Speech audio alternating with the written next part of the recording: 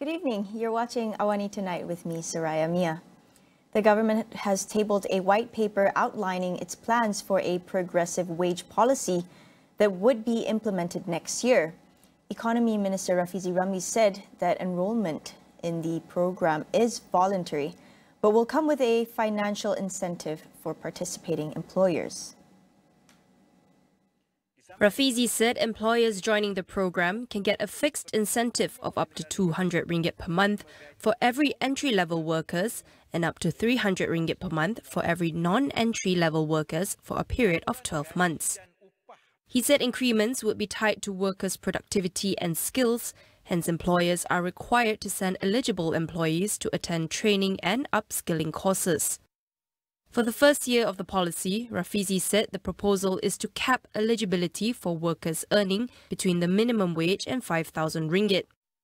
The wage ceiling and the incentives will be revised yearly, depending on the government's financial situation. Rafizi said the pilot program would kick off in June next year, involving 1,000 companies, with a focus on micro, small and medium enterprises.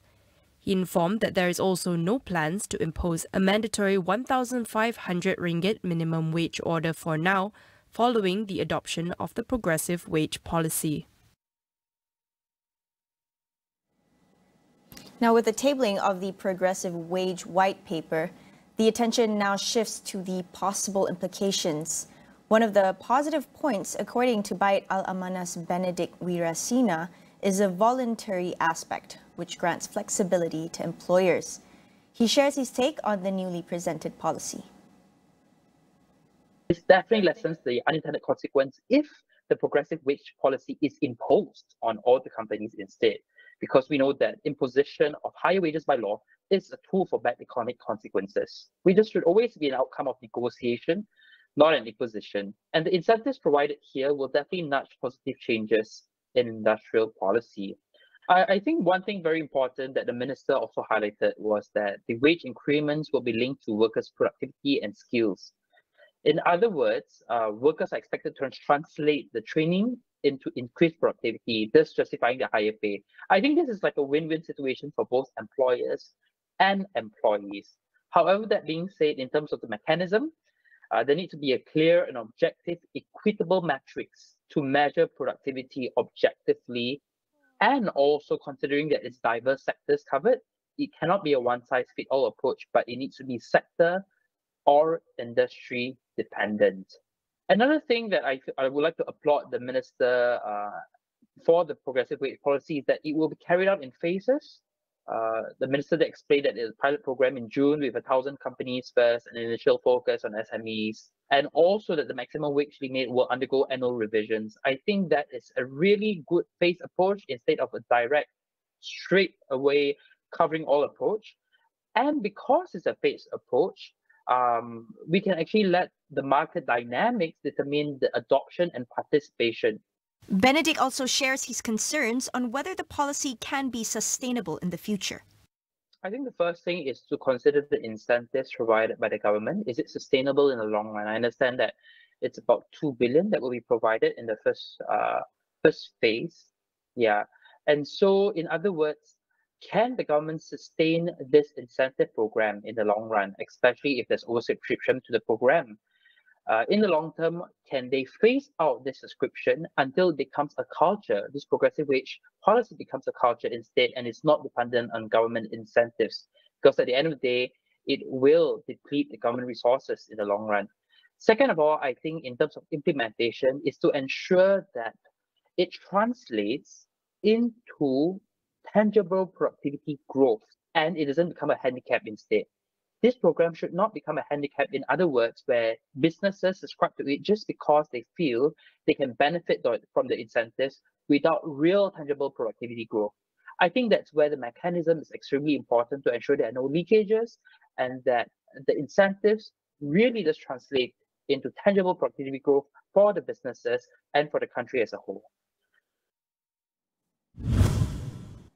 Meanwhile, the Anti-Tobacco Bill 2023 was passed during its third reading in the Dewan Rakyat today through a majority voice vote. Although it was passed, there were many criticisms leveled towards it for dropping the generational endgame or GEG element in the bill initiated by the previous administration. Public health specialist from IIUM, Dr. Muhammad Farhan Rusli, shares his thoughts. My main concern is that what was mentioned right after, that they said that the GEG now will be shelved and it will be come into review later. So that's our biggest question in public health right now. If you can't make it happen, why review it later? If you can review it later and make it happen, why not make it happen now? So I think these are the things that the current health minister and I guess people from the AG chambers must answer, because a lot of people are very unhappy about it. It looks as though that the government is tilting towards big tobacco. Whatever taxes we've gotten from tobacco, it's about 3+ billion. We are spending double that in treatments of lung cancer because there's direct costs and indirect costs, and it's almost close to 6.5 billion. So I think this is the key takeaway here, that we want to see from the public health aspect, what is stopping the government from actually taking something that is not benefiting the country, either in health or economically. Why is it taking so much, why is it such a big hurdle for them to overcome and not just run through with the GEG in the first place? The GEG policy, if implemented, would have made it illegal for anyone born after 2007 to smoke for perpetuity. And with the new tobacco bill, it's essentially, increasing taxes and just, basically saying what has already been there in the very first place and the very get-go. There's nothing novel about it. There's nothing new about it. There's nothing too much to shout about. And as someone who's coming from public health, I think it's really sad that we've spent all those years getting to nowhere, actually. And that's the biggest issue that we have right now. In other news, a total of 3.89 million, or 18.3% of the adult population in Malaysia, have been diagnosed with diabetes. Citing data from the National Health and Morbidity Survey, Health Minister Dr. Zaliha Mustafa says Negeri Sembilan had the highest diabetic prevalence in the country, with over 234,000 individuals.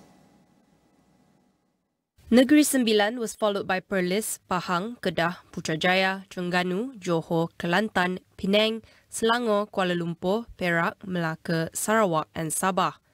Labuan, meanwhile, had the lowest diabetic prevalence at 7,992 individuals.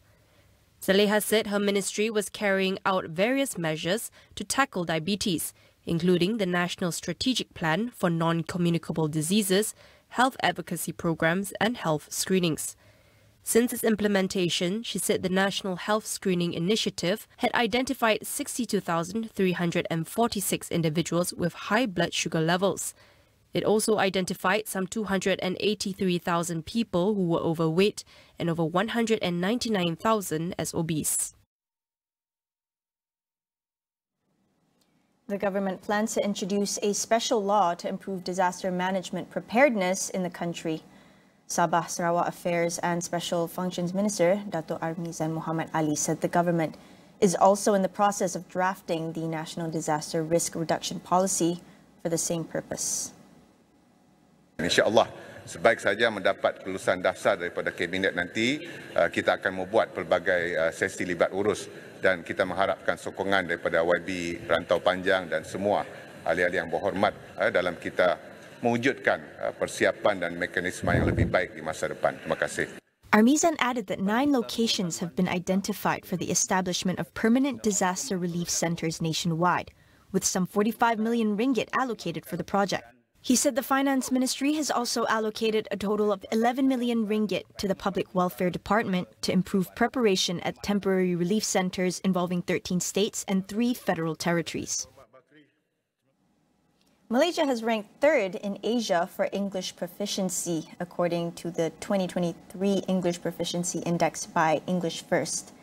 The country is in the top 3 for the region, with Singapore in first place and the Philippines in second. On a global scale, Malaysia was ranked 25th. Kuala Lumpur was also categorized as a city with high English proficiency, while people aged between 26 and 30 have the highest level of English proficiency in the country.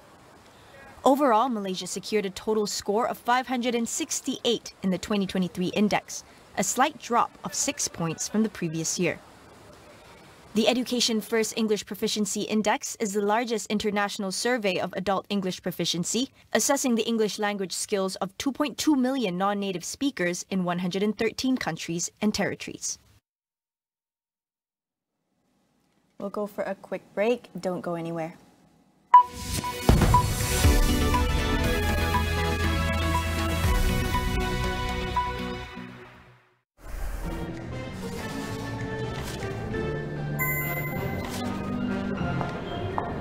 Getaran jiwa melanda hatiku, tersusun nada irama dan lagu. Walau lagu dan irama remaja lagu jiwa hampa.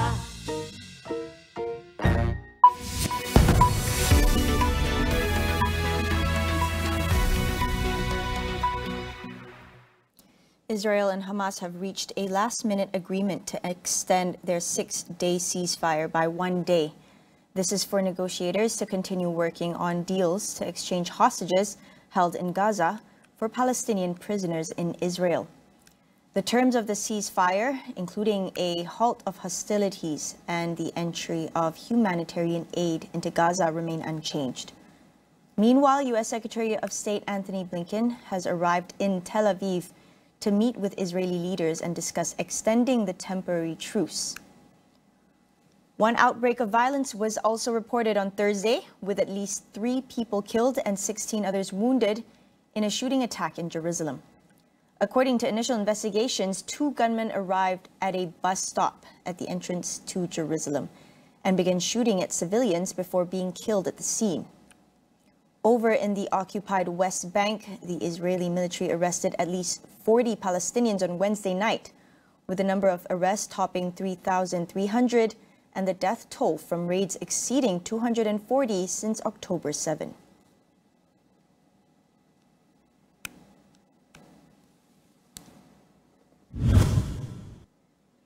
Meanwhile, Taiwan's health ministry has urged its elderly, young, and immunocompromised citizens to avoid traveling to China. This comes as cases of respiratory illnesses, particularly among children, have been surging in northern China, fueling speculation of a new pandemic threat. Taiwan has been wary of diseases since the outbreak of severe acute respiratory syndrome, or SARS, which killed nearly 800 people worldwide in 2002 to 2003. If travel is necessary, it has urged its citizens to get flu and COVID-19 vaccinations before going to China.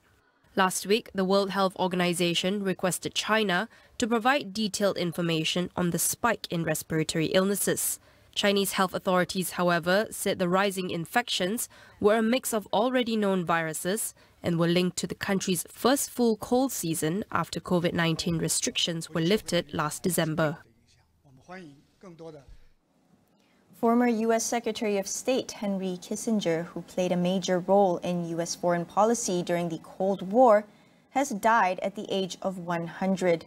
He died at his home in Connecticut, but the cause of death was not revealed.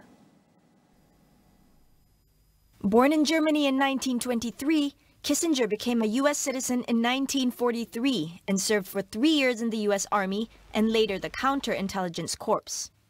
He served as America's top diplomat and national security advisor during the administrations of Richard Nixon and Gerald Ford.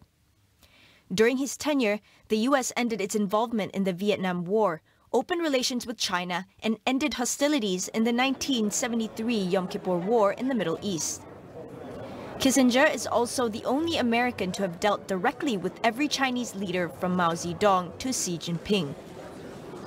In 1973, he was awarded the Nobel Peace Prize alongside North Vietnam's Le Duc Tho, who refused to accept it. The award also led to the resignation of 2 members of the Nobel Committee.